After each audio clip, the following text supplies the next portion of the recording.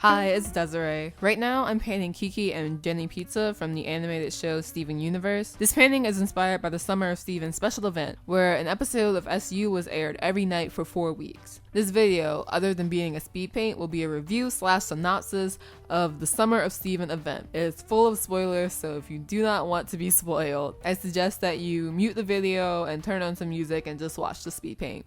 Anyway, the event, which I'm shortening to SOS, started on July 18th with the episode Steven Floats and ended with the episode Know Your Fusion on August 12th. A lot of these episodes focus on developing characters that the series hasn't seen in a while. Of all of the episodes of SU that we've seen this year, most of them focus on gem relationships, the drill, or Steven's personal conflicts. While I think all of these are great focuses, the first portion of SOS turned its attention to the human characters that populate the world. I think that this was a really smart decision for the creators. A lot of the fans do feel really strongly about these human characters, even though they are kind of overlooked in the favor of plots that are more directly relating to the gem world and Rose's past. These characters have very complex relationships though, and lies that really haven't been explored until this event. Sour Cream's episode focused on his relationship with his stepdad, who's a dick that we already met.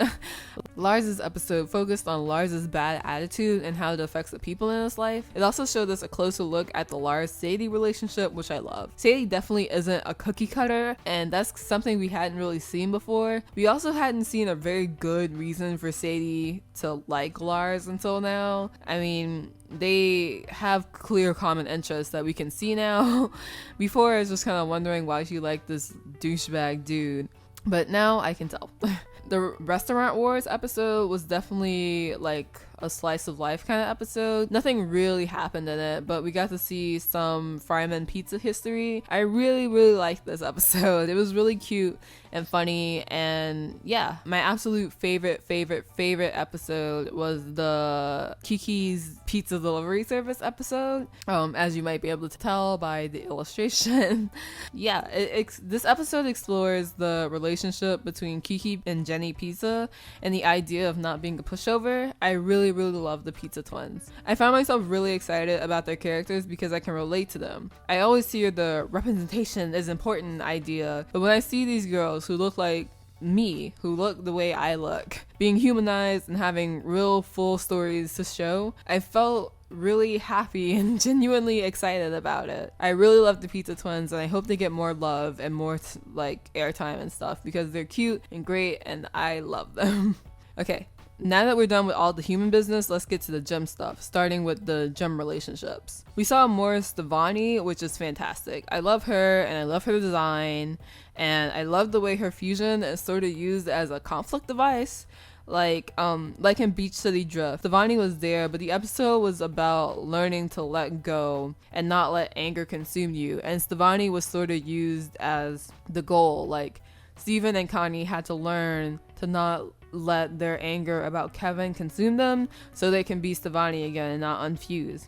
We also learn about Peridot and Lapis, who are now happily, or at least contently, living in the barn together. I kind of ship them now. They're cute and I like them better than Amadot. Peridot and the weird need to impress Amethyst always kind of made me uncomfortable, so I kind of shipped them for like 15 seconds, and then Peridot's like weird like need to always impress her made me really uncomfortable, so I stopped shipping them. So I ship Lapidot now. It's nice. I like that. Speaking of Lapis, we learn about Lapis and Jasper. Lapis says that she misses Jasper, and she also reveals that she used to take out all of her anger and like distress on Jasper when they refused as Malachite. This seemed really abusive to a lot of people, including me. I thought it seemed pretty abusive, but I mean, whatever. It's not a debate about whether or not Lapis is abusive. But at the very least, we can all stop pretending that Lapis is an innocent victim all of the time. The fandom treats her really weirdly, and it's bothered me for a while, so I'm really happy that they explored her character a little bit more to make her more than Steven's gloomy friend that he met that one time that everyone seems to love. I don't know, but yeah, I'm happy that they kind of complicated her a little bit more. We learn a little bit more about Pearl and Rose's relationship through Mr. Greg. This was a really good episode. There's a lot of singing, but it felt like it was supposed to be more musical dialogue kind of style than a regular episode, obviously. It's Over is definitely one of the best SU songs. Definitely a fantastic song. Pearl's voice actor is a fantastic singer, and every time she sings, it like warms my heart. Steven's song Both of You is also a fantastic song, really well done, really emotional, and we got to see that Steven can play the piano and that he's actually like a musical prodigy. I love Steven. This episode also finally dealt with the Pearl-Greg dynamic. There's like an obvious amount of bitterness that was going on between them, and I'm really happy that this like dealt with that. Amethyst also has some stuff going on in the SOS episodes. It's kind of the typical Amethyst conflict of her feeling inadequate, but is developed further with the presence of Jasper, who apparently is the ideal quartz soldier, Stevani, who's this rookie fusion who beat Jasper when Amethyst couldn't, and Steven, who used to be the runt of the crystal gems and is now quite a bit stronger, pretty much at least the same as Amethyst. In the episode Steven versus Amethyst, it made me feel really on edge because she was so upset at herself, and she was taking it out on Steven, and I really didn't know if he could handle it, but everything turned out okay. Everything was fine. This episode definitely revealed a lot of Steven's insecurities and his similarities with Amethyst, which I hadn't really noticed before, but it was really important to the Smoky Quartz fusion later, so I'm really happy that this episode happened. Okay, now to deal with the big kicker of SOS, which is Rose's past. A lot of theories had emerged about Rose's relationships to Pink Diamond. Is Rose Pink Diamond? Who is Pink Diamond? Is Lion Pink Diamond? There's a lot of stuff. There's a lot of stuff about that. But in SOS, we find out what really happened. During the war, Rose was not a perfect saint angel. Rose did what she felt was necessary to protect Earth, and what she thought was necessary was the death of Pink Diamond, which is kind of crazy because Pink Diamond is the leader of all of these gems. She's their shining idol. She's like the shining idol of all the quartz gems, all of the rubies, all of the jaspers, probably all of the sapphires. I mean, she's the leader of all of these quartz soldiers and all of the court people. And Rose killed her. Rose took that from all of those people. And in the episode Earthlings, Jasper reveals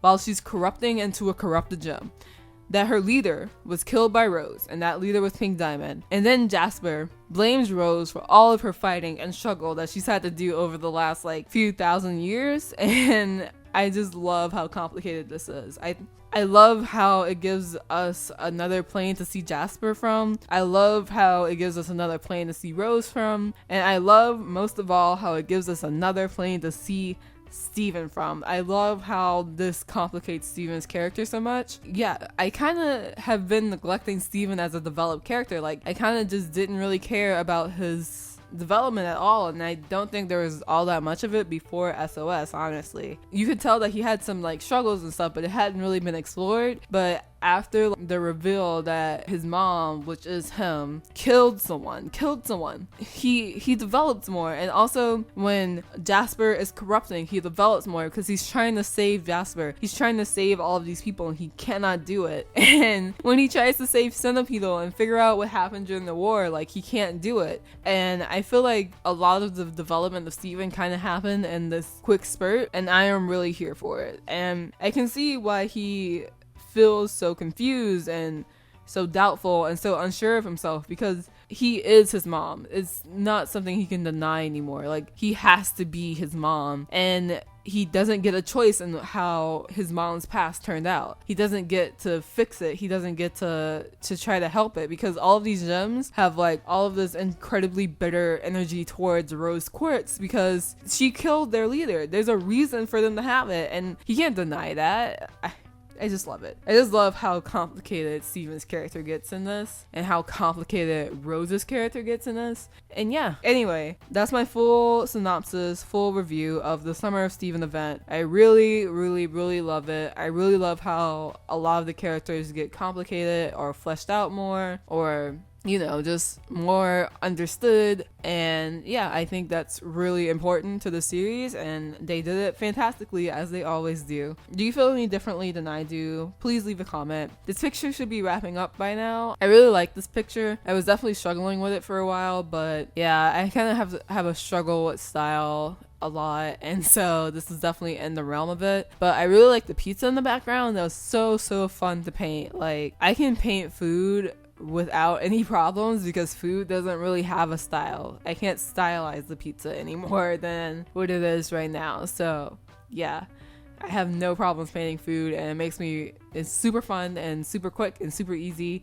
And yeah, and I really like how it turned out. It's very cute, and I get to show my love for the Pizza Sisters. So yeah, if you want to see a better version, higher quality version, there's one on my website, DesireeJohnson.portfoliobox.net. It's my full website, has my portfolio and like a blog that I run and sketchbook section, which is like my unfinished stuff. This should kind of be in the sketchbook section, I think. And it also has my store and all of my links. So I would go there if you want to see any of my other work or anything that I'm up to. That's the place to be. Okay, bye.